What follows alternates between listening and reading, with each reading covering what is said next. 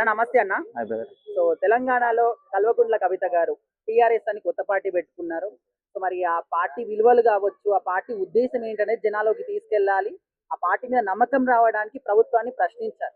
కానీ ఆమె ఏమో ఎక్కడ ఏ మీటింగ్ పెట్టినా, ఎక్కడ మాట్లాడినా కూడా పక్క రాష్ట్రానికి డిప్యూటీ సీఎం అయినటువంటి పవన్ కళ్యాణ్ గారి గురించి మాట్లాడుతున్నారు. ప్రతి ఒక్క విషయంలో విమర్శిస్తున్నారు. సో ఆమె పార్టీ ఉద్దేశానికి ఈ విధంగా మాట్లాడే మాటలకి ఏమైనా సంబంధం ఉందంటారా?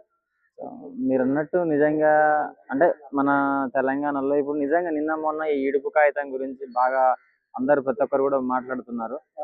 వాస్తవాన్ని చెప్పాలంటే సినిమా వాళ్ళు కావచ్చు, పొలిటికల్ వాళ్ళు కావచ్చు, ఇంకెవరైనా ఇన్ఫ్లుయెన్స్ కావచ్చు, ఇది పెద్ద అసలు రోల్ చేయవలసినటువంటి అవసరం లేదు.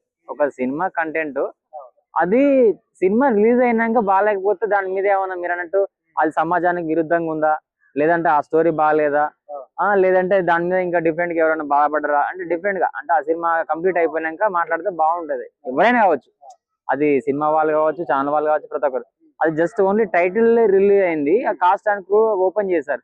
దాని గురించి వచ్చేసి ఏం తెలియకుండా ఇప్పుడు డైరెక్టర్ తెలుసు ఆ సినిమా ఎందుకు చేస్తున్నాడో, ప్రొడ్యూసర్ కి ఎన్ని కోట్లు పెట్టి అది చేస్తున్నాడో వాళ్ళకి తెలుసు.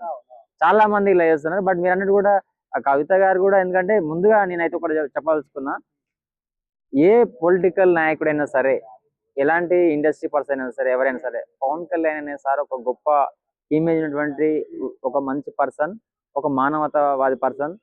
ఎవరైనా కష్టాల్లో ఉంటే హెల్పింగ్ చేసేటువంటి మంచి ఒక గొప్ప వ్యక్తి కాబట్టి, సో ఆయన స్థాయిని మనం రీచ్ చేసినాక మనం కూడా ఏదైతే మనం హార్డ్ వర్క్ లో కావచ్చు, ఏదైనా సరే పాలిటిక్స్ లో అయినా కావచ్చు, మనం అంత స్థాయిని రీచ్ అయ్యి చాలా మందికి సమాజానికి హెల్ప్ చేసినాక అంటే అన్న ఇప్పుడు ఆయన ఏం పనులైనా చేసి ఉండొచ్చు, ఆయన స్థాయి ఏదైనా కావచ్చు, ఆయన ప్రొఫెషన్ ఏదైనా అయ్యి ఉండొచ్చు.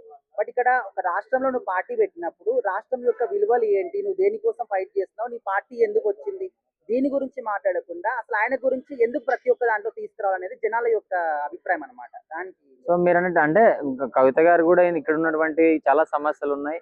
మన తెలంగాణ రాష్ట్రానికి సంబంధించినటువంటి ప్రతి ఒక్కరు కూడా ఆమె గతంలో పార్టీ పెట్టినప్పుడు చెప్పారు కాబట్టి, మీరు అధికారంలోకి వస్తే ఏం చేయాలనుకుంటున్నారు ప్రజల్లో ఈ వైపు కూడా మీరు అన్నట్టు పవన్ కళ్యాణ్ సార్ ఆంధ్రాలో చాలా బలంగా ఆయన రాష్ట్రం కోసం పనిచేస్తున్నారు కాబట్టి ఇక్కడ మీరు పార్టీ పెట్టారు. ఆల్మోస్ట్ ఇక్కడ ఉన్నటువంటి మరి బీఆర్ఎస్ కావచ్చు, ఇక్కడ ఉన్నటువంటి కాంగ్రెస్ కావచ్చు, బీజేపీ కావచ్చు, చాలా రకాలుగా ఇక్కడ మన సమస్యలు మనం చాలా ప్రశ్నించుకోవచ్చు. బట్ మీరంటే పక్క వాళ్ళు అని కాకుండా మీరు ఒక ఆయన ఆల్రెడీ నిరూపించుకున్నాడు. సో మీరు కూడా పార్టీ పెట్టి ప్రజల కోసం, మన తెలంగాణ స్టేట్ కోసం గట్టిగా పోరాడి ఇక్కడ ఉన్న ప్రజల సమస్యల పైన పోరాడితే బాగుంటుంది. సో ఎవరిని కోసం చేసినా, సో మీరు కూడా అలానే మన తెలంగాణ రాష్ట్ర ప్రజలు కూడా తప్పకుండా కవిత గారు కూడా ఇక్కడ ఉన్న పార్టీల పైన, సో మీరు ఇక్కడ ఉన్న ప్రభుత్వం సమస్యలు తీర్చే విధంగా పోరాడాలని కోరుకుంటున్నాను.